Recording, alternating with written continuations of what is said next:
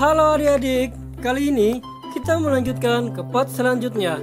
Ensiklopedia Anak Negara. Tahukah adik-adik tentang semua negara yang sangat menarik? Mari kita belajar bersama. Kita menuju negara Eropa. Selanjutnya kita menuju Yunani. Negara apakah ini? Ibu kotanya adalah Athena. Banyak sekali tumbuh pohon zaitun. Banyak orang yang memiliki kapal besar. Ada banyak rumah dewa-dewa. Negara yang mengadakan olimpiade untuk pertama kalinya.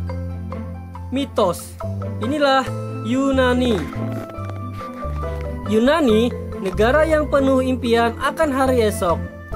Zeus, Hera, Aphrodite, itu adalah nama-nama dewa-dewi dalam mitos Yunani. Ketika mendengar kata Yunani, umumnya orang-orang akan langsung berpikir tentang mitos Yunani. Orang Yunani juga berpakaian seperti dewa-dewi dan tinggal di bangunan yang mirip kuil. Namun, dalam sejarah, Yunani dikenal sebagai negara yang mempersiapkan kebahagiaan hari esok. Di bagian utara Yunani, di belakang sebuah gunung terjal, terdapat kira-kira 170 pulau kecil. Oleh karena itu, transportasi laut, darat, dan udara di negara ini cukup maju. Alam yang indah dan patung-patung bernilai sejarah tinggi ditunjang dengan transportasi yang baik, turut membantu memajukan perekonomian negara Yunani. Kuil, tempat suci tempat berdiamnya para dewa-dewi. Patung bernilai sejarah tinggi, patung yang konon merupakan gambaran orang yang hidup pada zaman dahulu. Inilah salah satu yang terkenal dari mitos Yunani. Mitos Yunani adalah cerita mengenai dewa-dewi dan pahlawan pada zaman dahulu. Cerita tentang dewa-dewi dan kisah kepahlawanannya dalam mitos Yunani ini telah memperkaya sejarah dan menjadi legenda. Latar belakang cerita mitos Yunani ini banyak dipengaruhi oleh keadaan alam berbagai daerah di Yunani. Salah satu yang terkenal adalah Olimpiade. Olimpiade, festival olahraga internasional yang diadakan setiap 4 tahun sekali dan diikuti oleh berbagai negara dari seluruh dunia. Dalam turnamen ini, wakil dari setiap negara mempertunjukkan kebolehan mereka dalam pertandingan olahraga persahabatan. Dahulu kala, orang-orang Yunani mengadakan festival olahraga sebagai persembahan bagi dewa Zeus di Olimpia. Festival olahraga inilah yang menjadi asal mula Olimpiade. Yang ketiga, salah satu yang terkenal adalah negara juragan kapal. Wilayah Yunani dikelilingi oleh laut, oleh karena itu banyak sekali orang yang melalui laut. Kapal menjadi alat transportasi utama dan digunakan untuk distribusi barang. Maka di sini juga banyak ditemukan kaum jet set dengan kapal mereka. Inilah salam ucapan dari Yunani, Yiasu. Selanjutnya kita menuju negara Belanda. Negara apakah ini? Ibu kotanya adalah Amsterdam. Negara kampung halamannya Anne Frank. Tanahnya lebih rendah daripada permukaan laut. Negara bunga tulip. Tempat lahirnya Guus Hiddink. Banyak sekali kincir angin. Inilah Belanda. Belanda, negara kincir angin. Nama Belanda mempunyai arti tanah rendah. Seperempat wilayah negara ini letaknya di bawah permukaan laut. Oleh karena itu, orang Belanda membangun dam dan mengeluarkan air laut. Semakin banyak orang yang tinggal di wilayah tanah rendah, maka permukaan tanah pun diperluas lagi. Karena banyaknya wilayah tanah yang dibuat dari mengeluarkan air laut. Banyak orang kemudian menyebut wilayah tersebut Belanda, Netherlands, tanah rendah. Lalu, bagaimana cara mengeluarkan air laut? Dengan angin yang dihembuskan oleh kincir angin ini mengeluarkan air laut.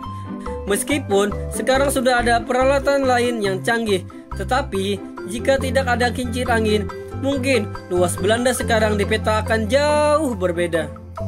Salah satu yang terkenal adalah Desa Kincir Angin Janssenskan. Janssenskan terkenal sebagai desa kincir angin. Dahulu di sini ada lebih dari 700 kincir angin. Tetapi karena sekarang sudah ada teknologi yang lebih canggih, maka hanya tersisa beberapa kincir angin saja sebagai objek wisata.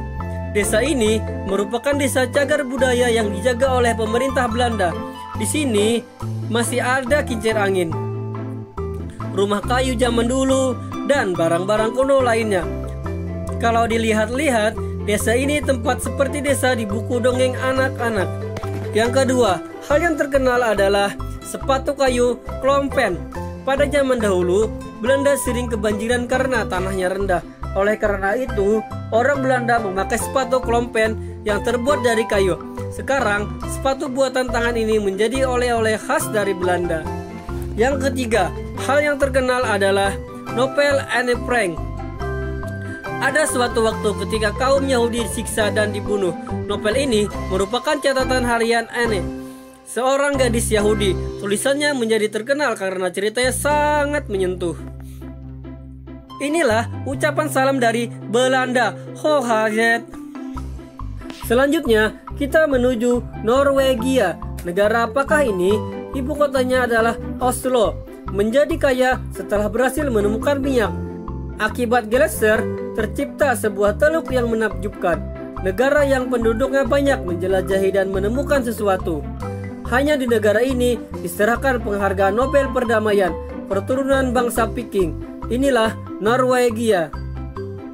Norwegia, negara penjajah. Bangsa Viking dahulu merupakan ras orang yang tinggal di Eropa bagian utara. Lautan luas. Bangsa Viking lebih dikenal dengan sebutan bajak laut. Mereka mendirikan negara Norwegia, tetapi sebelumnya juga mendirikan Denmark dan Swedia. Semuanya negara ini merupakan keturunan khas Viking. Bangsa Viking tidak hanya terkenal sebagai bangsa pemberani, tetapi juga perampas kapal yang hebat dan telah menjelajahi laut mana saja. Orang Norwegia sebagai keturunan bangsa Viking juga banyak melakukan penjelajahan. Mereka adalah penjelajah sejati yang telah melewati hingga ke ujung utara, kutub utara.